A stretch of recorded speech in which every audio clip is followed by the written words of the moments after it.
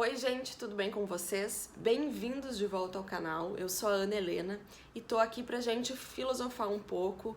Em geral, eu trago aqui as ideias que eu extraí dos livros que eu gosto ou de experiências pessoais, das emoções que eu sinto, e a ideia é que a gente possa se aprimorar mesmo, a gente deixar de ser burro e deixar de ser impetuoso demais no sentido negativo, de sermos assim inconsequentes, digamos assim, que a gente tenha cada vez mais consciência, mais maturidade e mais apropriação da nossa vida, né? A ideia é sempre melhorar, né, se desenvolver. Bom, gente, se vocês gostarem desse vídeo, eu peço para que vocês curtam ele, que vocês compartilhem e principalmente que vocês se inscrevam no canal. Eu fico muito feliz, gente, quando eu recebo feedbacks de vocês. Isso me dá uma sinalização bem forte de que eu tô andando no caminho certo, de que o tempo que vocês passam aqui no canal tá sendo um tempo bem aproveitado, que vocês estão conseguindo tirar alguma coisa construtiva daqui. Então, na medida que possam, me deem o retorno de vocês, eu vou ficar bem feliz. Se for pro positivo, se for negativo, o que importa é entender o que tá essa interação aqui, entender melhor essa interação. Bom, gente, o vídeo de hoje, ele é sobre uma diferença, né, entre servir e sacrificar-se. É algo que eu já pensei muito ao longo do tempo, principalmente porque eu vejo que hoje há em meio a um caos de niilismo e de sensibilidade extrema que as pessoas têm com as suas causas, com as suas sensações, com o seu dinheiro, né? Essa autocomplacência generalizada desse mundo moderno, individualista. Apesar disso, eu vejo muitos focos por aí de pessoas que querem melhorar, que querem sair do autocentramento, que querem achar mais sentido para sua vida, que querem deixar de ser egoístas. E nisso tudo há essa dúvida, né? Tá, mas até que ponto eu estou servindo, a ideia de serviço, de contribuição tá ocorrendo e até que ponto eu estou me sacrificando e aquilo tá lesando o que é importante para mim, as ideias que eu planejei para minha vida, os valores que eu considero relevantes para guiar, né, o meu caminhar.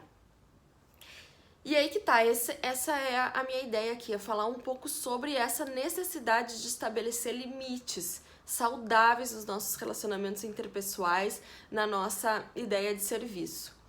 Isso porque é um mito, gente, que deve ser superado, que é o mito de que se eu estabelecer bordas, se eu trazer parâmetros para as minhas relações, de até onde essas relações podem ir, até onde eu vou me doar dentro dessas relações, há um mito de que isso seria egoísmo. E não é verdade. O que acontece? Como eu falava antes, é fato, gente, é fato. A gente vive um mar de relativismo hoje. Então, o ser humano, ele tá tão sensibilizado com as suas próprias necessidades de prazer, de hedonismo, que ele acaba se auto-isolando para não se envolver demais na vida das pessoas, né? É uma espécie de mesquinharia do nosso tempo. Nós não queremos dar um mínimo tempo da gente, que a gente tá ali vidrado no celular, e a gente não pode olhar aqui para a necessidade do outro ali que está se quebrando por uma situação concreta da vida dele.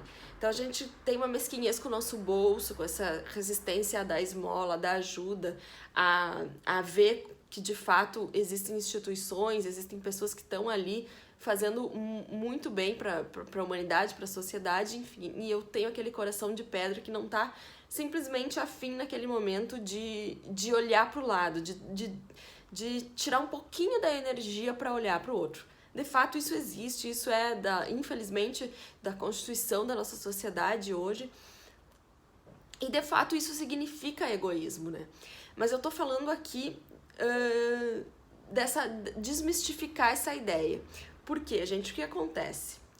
Em geral, nós poderíamos experimentar na nossa vida muito mais alegria, muito mais autorrealização, muito mais felicidade, se é que se pode dizer isso. E, em geral, quando a gente tá nessa ideia equivocada de que sacrifício é serviço, em geral a gente não experimenta esse incremento de realização porque nós imputamos que o comportamento de outra pessoa nos impede disso. certo? E é aí que começam os problemas. Nós ignoramos uma obrigação básica, e eu diria até divina, de autocuidado, de autopreservação, de nos nutrirmos e nos desenvolvermos, porque nós estamos tentando controlar e gerir a vida de outra pessoa. Veja bem, em geral, nesse momento que esse sacrifício ele está sendo o oposto do serviço, a pessoa que está se sacrificando, ela na verdade tem um comportamento de tentar controlar escolhas, comportamentos e a vida do outro ou enfim, dos outros, digamos assim, sobre os quais incide o seu sacrifício.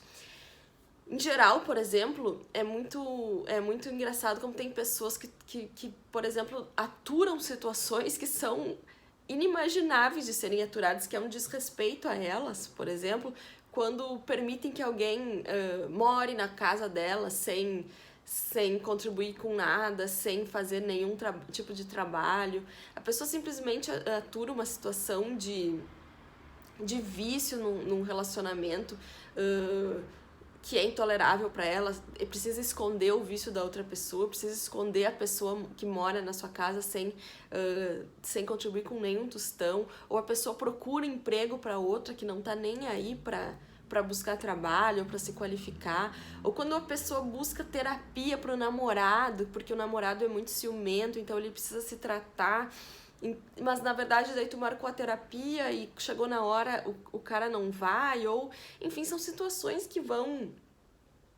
são na verdade situações de abuso, mas a pessoa não consegue, às vezes por vaidade, porque não quer largar aquela situação, e às vezes por fraqueza não consegue deixar que o outro se desenvolva, ela quer se sentir útil na situação, porque veja bem, existem pessoas que têm que têm a sua noção de valor tão deturpada que elas realmente acham que elas só têm valor se forem extremamente necessárias. Se sentirem que se não for elas, se não for a ajuda delas, se não for o sacrifício delas, o outro vai, enfim, desaparecer, o outro vai morrer, o outro não vai ter saúde, o outro não vai progredir na vida.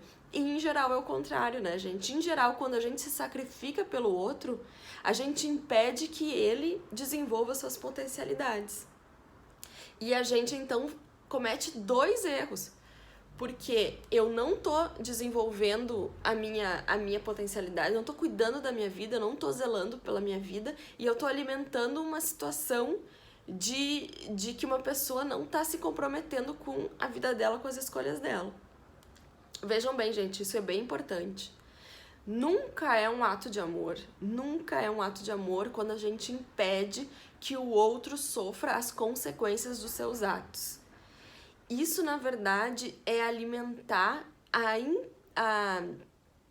não é incompetência, é alimentar, na verdade, a sensação de impotência do outro. E isso causa necessariamente, gente, uma sensação posterior de ressentimento. Porque, obviamente, que o outro não vai sair da situação ali cômoda e de ausência de responsabilidade dele por conta do teu sacrifício. E tu vai dar tanto da tua energia, do teu dinheiro, da tua vida emocional, que nunca isso vai voltar como tu doentiamente supôs que isso voltaria. Então vai causando um círculo vicioso de ressentimento, de dar mais, de não cuidar da sua vida, e que demonstra, na verdade, que a pessoa que está se sacrificando, ela tem uma ideia muito burra de que será aprovada pelo outro, será valorizada por causa dos sacrifícios que fez. É uma ideia totalmente burra em geral, isso é muito doentio, porque existe uma pessoa com um senso de valor deturpado e existe uma pessoa que não quer se responsabilizar pela sua vida. E isso vai se misturando de uma maneira tão patológica que essas pessoas às vezes paralisam a sua vida nesse círculo, né, de servir sem limites, e que na verdade não é servir, de se sacrificar. É bem interessante, gente, que em geral essa pessoa que se sacrifica sem limites, ela também não consegue ouvir não, ela não consegue ouvir os limites dos outros, ou seja, a pessoa pede, olha, não se envolva aqui, a pessoa não consegue não se envolver. é bem louco isso, porque em geral, quem se sacrifica tem seus altos sensos, tem sensos de disciplina, de gerir impulsos, de gerir desejos mal equipados. Ela não consegue muito bem estabelecer limites para ela mesma, óbvio, né? Muito menos para os outros e muito menos ouvir os limites dos outros. Então, em geral, ela tem um problema de disciplina muito grande, né? Não consegue ouvir não, não consegue dar não.